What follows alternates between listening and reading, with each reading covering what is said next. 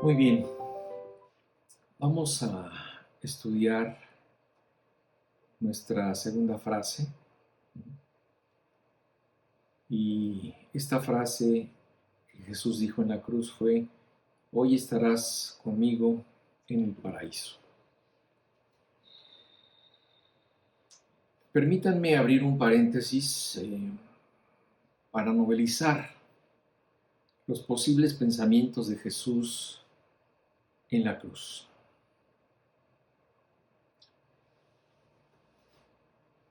Entre la conciencia y la inconsciencia, salgo y entro de este mundo.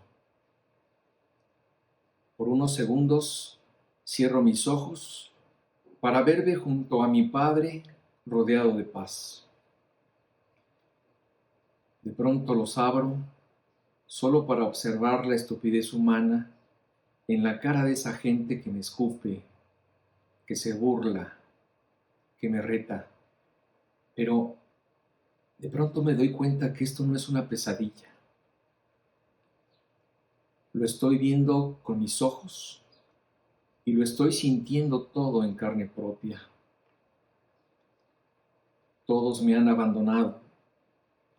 Me siento como un gusano. ¿Dónde están todos aquellos que sané? ¿Dónde están mis discípulos? Solo veo a Juan, a mi madre y un momento. ¿Quiénes son estas dos personas que están a mi lado? Oh Dios, ya recuerdo. Han sido crucificados junto conmigo. Pobres, no dejan de gritar que me salve y que los salve también a ellos. Uno en especial no deja de insultarme. El otro hace rato que no deja de mirarme. Parece interesado en todo lo que hago y digo. Por fin se anima a decirme algo. Señor, acuérdate de mí cuando vengas en tu reino. ¿Por qué sabe tanto de mí? Seguramente me escuchó cuando caminaba por la ciudad santa anunciando el reino. Él sabe que soy un rey y que un día vendré a reinar. Él ha reconocido su pecado ante mí. Es consciente que merece su castigo al mismo tiempo que ha señalado que yo soy inocente. A pesar de que su compañero no deja de insultarme, este ha dejado de escucharlo a él para escucharme a mí. Y ahora que me ha visto con detenimiento, me ha llamado Señor. Para mí es suficiente. ¿Sabes qué le dije? Hoy estarás conmigo en el paraíso. Esto que le he dicho es más que una promesa.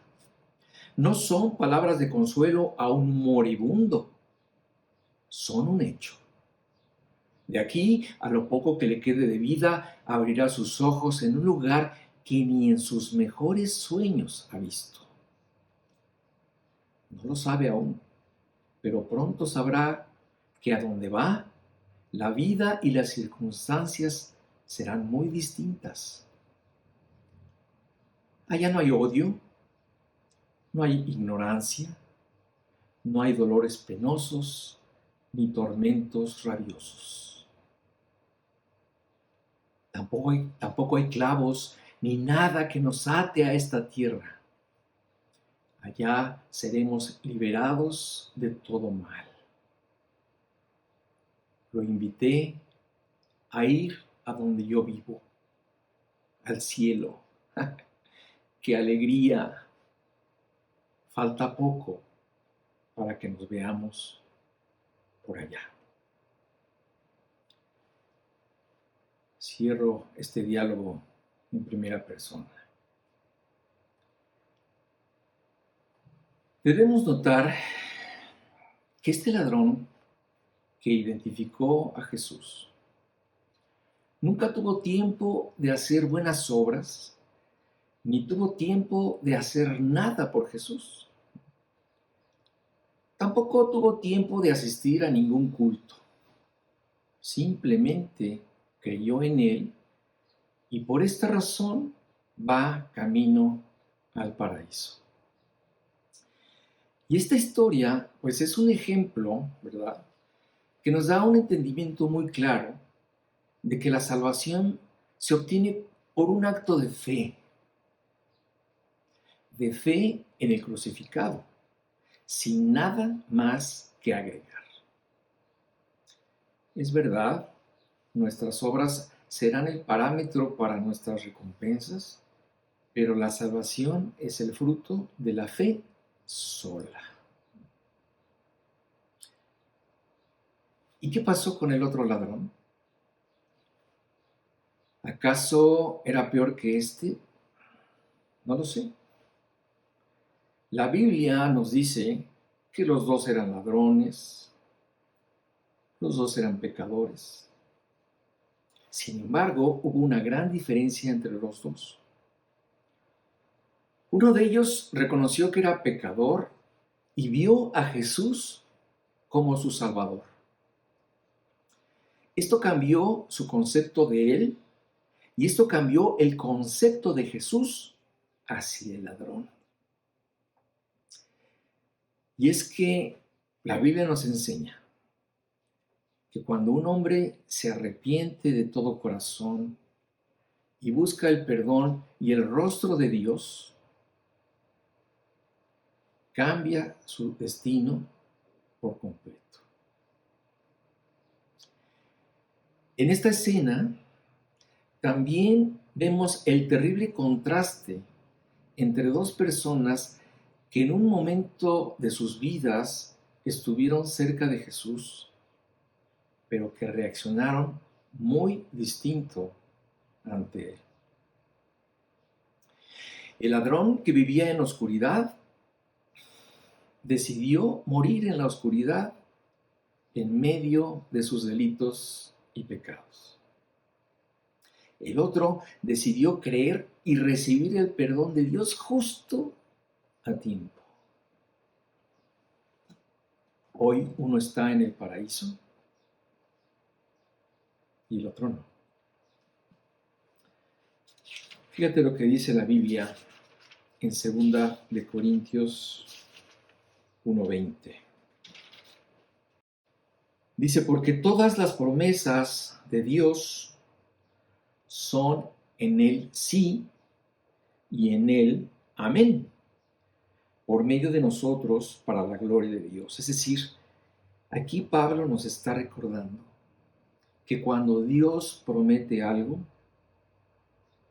es sí, es amén. Por eso debemos estar seguros que esta persona que se reconcilió con Dios antes de morir, hoy está en el paraíso porque Jesús le dijo sí. Hoy estarás conmigo en el paraíso. La tercera frase que Jesús dijo en la cruz fue, mujer, he ahí tu hijo y he ahí tu madre. Bueno, Jesús fue perfecto.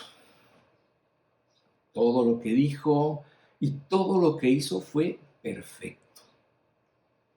Él no podía pecar. Él no podía fallar en ningún aspecto de su vida. Toda su vida fue un ejemplo a seguir. Él no podía faltar a ninguno de los mandamientos y por lo mismo, hasta el último día de su vida, ¿verdad?, lo vivió honrando a sus padres, porque así lo ordena Dios. Cuando Jesús pudo bajar la mirada, vio a ese ser a quien él pudo amar durante 33 años.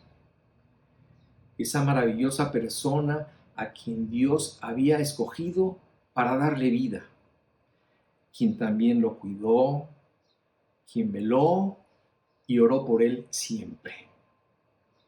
Allí, al pie de la cruz, estaba María, quien no se separó de su hijo hasta que finalmente murió, y a quien Jesús en ese momento le dirige estas palabras: Mujer, he ahí tu hijo. Ella entendió que Jesús le estaba hablando del único discípulo que estaba ahí, al pie de la cruz, Juan, su amigo cercano, su compañero fiel y verdadero, ¿verdad? Con quien tuvo una amistad profunda y con quien seguramente compartió momentos en familia. Juan, su discípulo amado, quien tenía un entendimiento claro y completo tanto de la humanidad de Jesús como de su deidad, y que más tarde en su evangelio plasmaría en letras. Y aquel Verbo fue hecho carne y habitó entre nosotros y vimos su gloria. Gloria como del único Hijo del Padre, lleno de gracia y de verdad. A este Juan se dirige Jesús desde la cruz, velando por el futuro y el cuidado de María, y le dice: He ahí tu madre. Y desde aquella hora, el discípulo la recibió en su casa.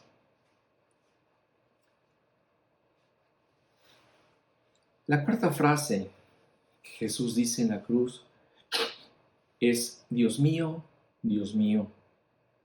¿por qué me has abandonado? Jesús fue crucificado a las 9 de la mañana. Él estuvo en la cruz 6 horas, de las 9 hasta las 3 de la tarde. Pero a las 12 de la tarde, ¿verdad? La naturaleza misma comenzó a honrar el sacrificio del Hijo del Hombre. A esa hora, cuando el sol tendría que estar en su cenit y la luz del día tendría que alumbrar con su máximo esplendor, Dios lo mandó callar. Y dice el texto: y hubo tinieblas sobre toda la tierra, desde las 12 hasta las 3 de la tarde.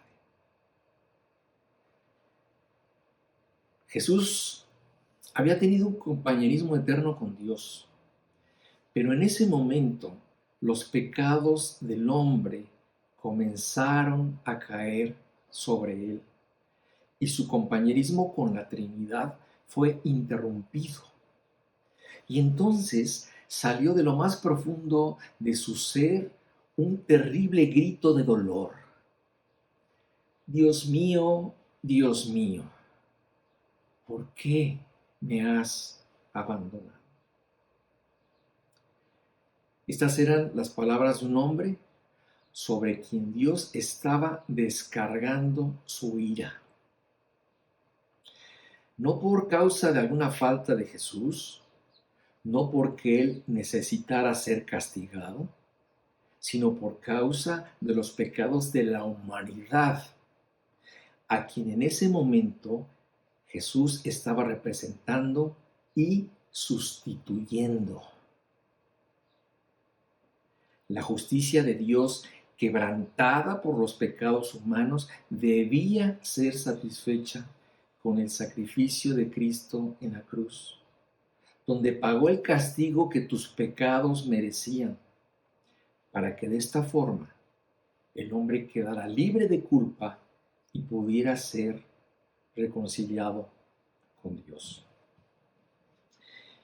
Mira cómo lo dijo el profeta Isaías en Isaías 53:12.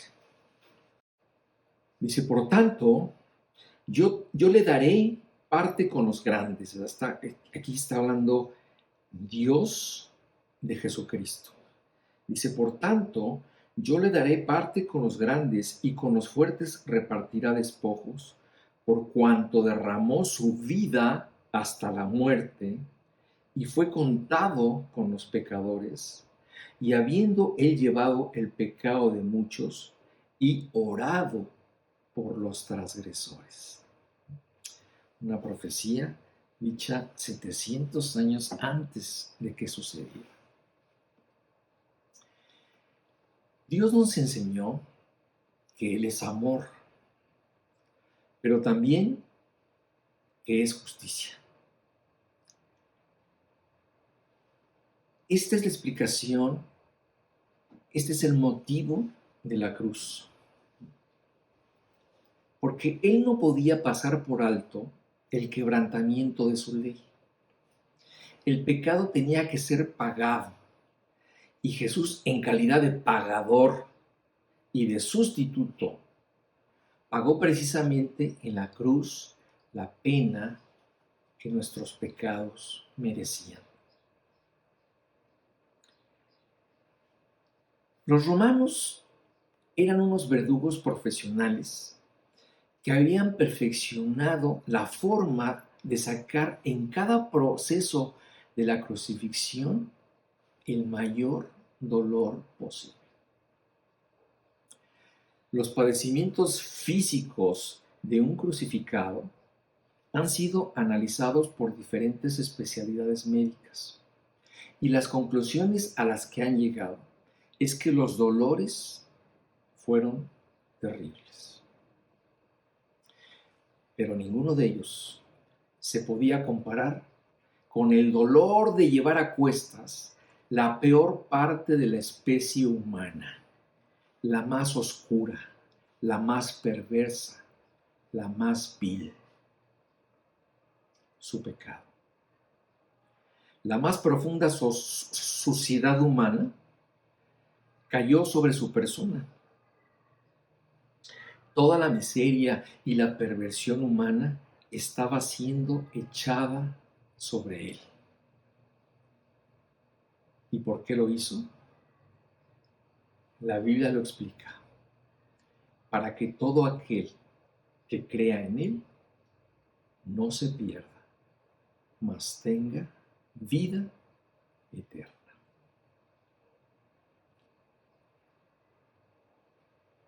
Jesús era 100% hombre y 100% Dios. Y dentro de su humanidad podemos ver a través de los relatos de los evangelios algunos detalles que nos narran acerca de Jesús. Nos dicen que, por ejemplo, Jesús cantó. Jesús se enojó. Jesús se entristeció. Y así se nos mencionan otras manifestaciones humanas de Jesucristo.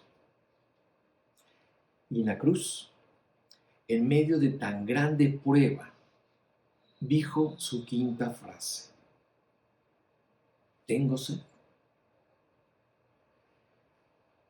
De esta forma, Jesús no solo estaba cumpliendo la profecía del Salmo 69, sino que además estaba señalando las cosas desde una perspectiva humana. Es normal que en un momento dado todos tengamos sed, ¿verdad? Y todos sabemos que se quita tomando agua. Pero hay otra sed, la espiritual, que es más difícil de saciar.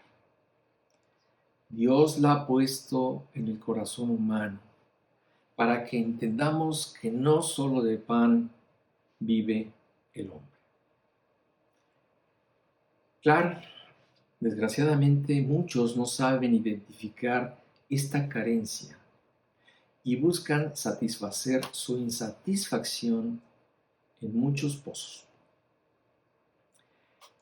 La Biblia nos cuenta que en otra ocasión Jesús también tuvo sed. Fue en Samaria, en el pozo de Jacob, más o menos a la misma hora del día que en ese momento de la crucifixión. Allí Jesús encontró a una mujer que se acercó a sacar agua del pozo y Jesús le pidió de beber. Pero en realidad lo que Jesús quería enseñarle a esa mujer era que lo que necesitaba ella era tomar agua, pero no un agua cualquiera, sino el agua espiritual que solo Jesús le podía dar. Tú puedes leer la historia completa en el capítulo 4 de Juan. Y ahí se nos relata que esta mujer samaritana buscaba satisfacer su sed en el pozo del amor de los hombres. Después de terminar una relación, buscaba otra y luego otra. Y así ella había llegado a tener 5 maridos. Pero después de platicar con Jesús, se dio cuenta de que aún buscando con exceso lo que ella creía que la llenaría, siempre volvía a tener sed. Ella, al igual que todos nosotros, no se dio cuenta que la sed que tenía era espiritual. Y una sed espiritual, pues no se puede saciar así. Por esta razón, Jesús le dijo, cualquiera que bebiere de esta agua, refiriéndose al agua física, dice, volverá a tener sed. Mas el que bebiere del agua que yo le daré, no tendrá sed jamás. Y este es un ejemplo de cómo Jesús se presentaba ante la gente, muchas veces para arreglar algún problema físico, pero mayormente Él tenía la visión de arreglar los problemas espirituales de la gente, porque finalmente estos son los importantes. Hace unos días platicaba yo con una señora, ¿verdad? Y le decía precisamente cómo Jesús tuvo este reto de tratar de cambiar la perspectiva a los hombres, los cuales todo el tiempo estamos tratando de salvar nuestras vidas físicas, sin tomar en cuenta que lo más importante es salvar nuestras almas. Y vemos a Jesús luchando, dando argumentos, diciéndole al hombre, ¿de qué te sirve ganar todo el mundo si pierdes tu alma? Dando parábolas, dando ejemplos para cambiarle al hombre el chip y hacerle ver que las cosas materiales y las cosas de esta vida son perecederas, que las más importantes vienen después y que lo más importante es buscar la sanidad espiritual y la salvación de nuestras almas. Cuentan por ahí que los antiguos puritanos comparaban el corazón del hombre con un triángulo y decían que el hombre siempre trataba de llenar su corazón con un círculo que representa al mundo y que al hacerlo pues terminaban frustrados porque el triángulo del corazón del hombre no lo puede llenar el círculo del mundo, sino solo lo puede llenar el triángulo de la Trinidad divina. Decía la semana pasada que Dios nos hizo y que Dios nos hizo para Él, para estar con Él. Y mientras que esto no se cumpla en nuestras vidas, nosotros no vamos a estar cumpliendo el propósito para el cual nosotros fuimos creados. Fuimos creados para Él y mientras no lo encontremos a Él en nuestras vidas, no estaremos cumpliendo ni nuestro propósito, ni estaremos llenando el vacío de nuestro corazón.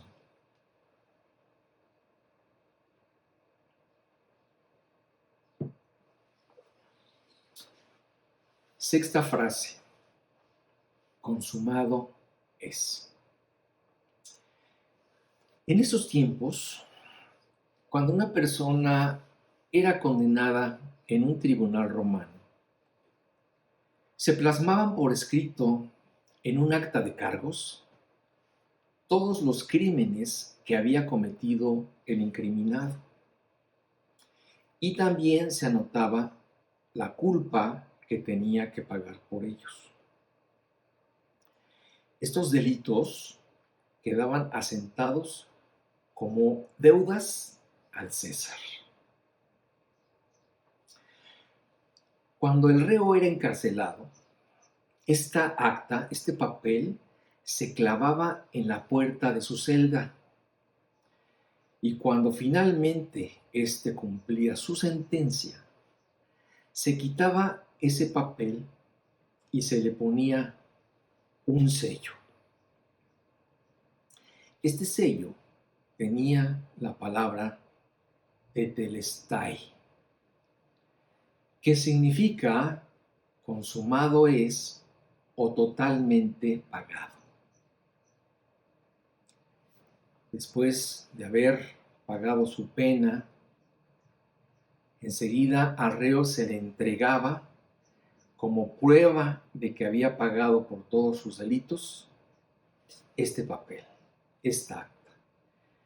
Cualquiera que quisiera incriminarlo por algo, cualquiera que pudiera reclamarle la razón de su libertad, él presentaba este papel con el que demostraba que él había cumplido con su pena.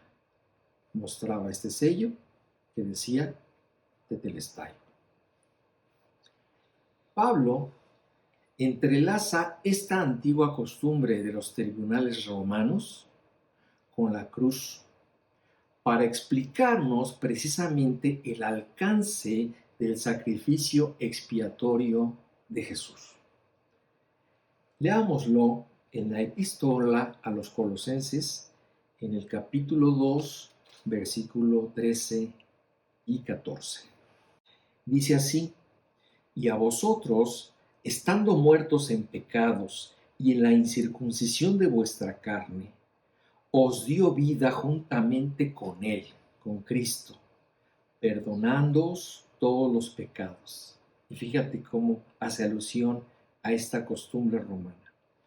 Anulando el acta de los decretos que había contra nosotros, que nos era contraria, quitándola de en medio y clavándola en la cruz.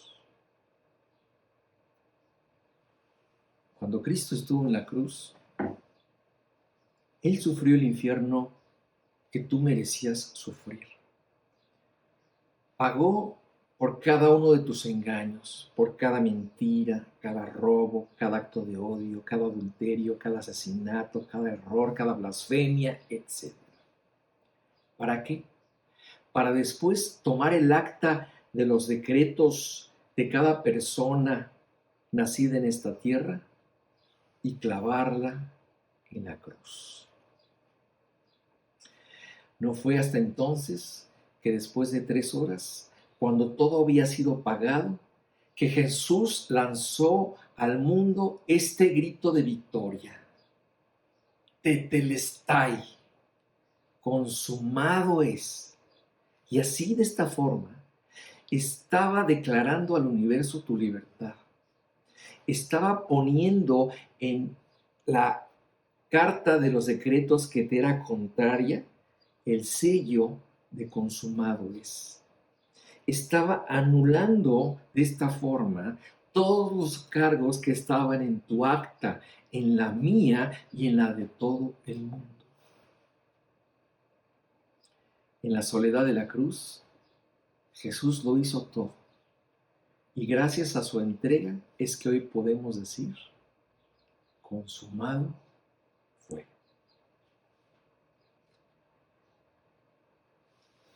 Qué ironía será cuando el hombre llegue al juicio final y se entere de dos cosas: que el juez que juzgará su vida en ese momento, Jesús, antes se le presentó en su vida como su Salvador.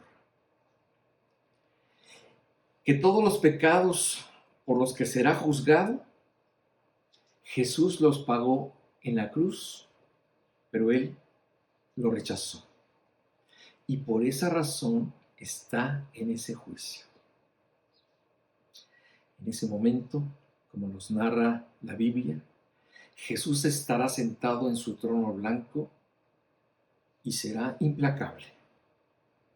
La misma ira que Dios derramó sobre su Hijo en la cruz será derramada sobre todo aquel que no quiso creer en Él y será condenado a un infierno eterno. Dice Juan en el capítulo 3 de su Evangelio: y esta es la condenación, que la luz vino al mundo, pero los hombres amaron más las tinieblas que la luz, porque sus obras eran malas. De esta forma entendemos que Dios no condena a nadie, sino que el hombre se condena a sí mismo cuando rechaza la luz que es Cristo.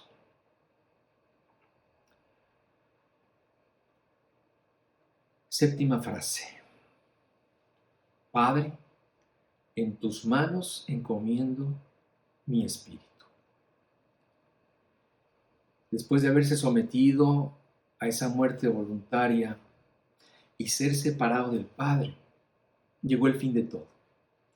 Ya no existía razón para que su comunión siguiera interrumpida, y en ese momento entregó su espíritu para que fuera tomado por su Padre. Yo sé que a nadie le gusta pensar en la muerte, pero debemos entender que este es un suceso inevitable por el que todo ser humano tendrá que pasar. Y cuando suceda, nada le agradaría más a Dios que Él pudiera recibir tu espíritu. Finalmente, ese fue el propósito por el cual un día Jesús dejó su trono y bajó a la tierra para tomar la forma de un siervo y entregarse como un cordero en la cruz, como lo explica Lucas en Lucas 19:10. Dice así: porque el Hijo del Hombre, ¿verdad? Jesucristo, vino a buscar y a salvar lo que se había perdido. Quiero que entiendas el profundo significado de esta frase, porque muchos creen que Jesucristo vino a dar ejemplo, que vino a enseñar otras cosas, ¿verdad? A dar una doctrina y una religión. Pero aquí Lucas se centra en el principal propósito de Jesucristo, porque el Hijo del Hombre vino a buscar y a salvar lo que se había perdido. Mira, nada le gustaría más a Dios que en el momento de tu muerte Él mandara a sus ángeles para llevarte al cielo, para darte todas las cosas que Él ha prometido darle a los que le aman. Pablo nos hace ver un poquito de qué es eso que Dios ha preparado para los que le aman. Nos lo narra en 1 Corintios 2:9. Dice así: antes bien, como está escrito, cosas que ojo no vio, ni oído oyó, ni han subido en el corazón de hombre, son las cosas que Dios ha preparado para los que le aman. O sea, nadie puede imaginar realmente lo que hay en el cielo. Pero he de decirte que hay otra persona que también está muy interesada en tu alma. La Biblia le llama Satanás, el mentiroso, el engañador, el maligno, el enemigo, el príncipe de los demonios, la serpiente, el dragón. La Biblia enseña que en este momento tu alma le pertenece a él. Es por eso que Jesús ora por ti. Por si quizá Dios te conceda que te arrepientas para conocer la verdad y escapes del lazo del diablo en que estás cautivo a voluntad de él. Y esto lo dice Pablo en 2 Timoteo 2:26. Yo creo que a nadie le gustaría que el diablo tomara tu alma cuando ésta se desprenda de tu cuerpo. Pero tú y solo tú puedes evitar que esto suceda y hacer todo lo necesario para que tu alma sea rescatada por Jesús. Conclusión. En estos 2 domingos, pues hemos recordado brevemente algo del legado que Jesús nos dio en su última semana de vida. Nos dijo que Él es Rey y que Él es Salvador. Pero de nada te servirá si tan solo lo sabes o lo ves como una información más de esta temporada. Es necesario recibir en tu corazón al Rey y al Salvador y hacer tuya su obra. ¿Cuándo lo vas a hacer? Mira, hay muchas personas que posponen esto como si supieran el día que van a morir. Asumen que llegarán a viejos y estando en la cama, en el último minuto de sus vidas se pondrán a cuentas con Dios. Pero en realidad, esto sucede muy pocas veces. En la mayoría de los casos, la muerte nos sorprende cuando menos la esperamos. Así que hoy es el tiempo perfecto para que tú hagas que esto suceda. Para que tú te reconcilies con Dios. Hoy es el día que debe actuar a favor de tu alma y así estar preparado para el día que Dios te llame a cuentas. ¿Qué tienes que hacer? Ora a Dios. Habla con Él. Hazlo con un corazón sincero y reconoce ante Él que has pecado y pídele perdón. Luego exprésale tu deseo de entregarle tu vida. Dale a entender que estás de acuerdo con lo que Él pide de ti. Dile que aceptas, confías y crees en todo lo que Él hizo por ti en la cruz e invítalo a vivir en tu corazón. Haz esto lo más pronto posible. Ve a un lugar tranquilo, medita en esto y ora con Dios para hacer las paces con Él, de acuerdo a esto que te acabo de decir. Hermanos, que Dios los bendiga. Maranatha.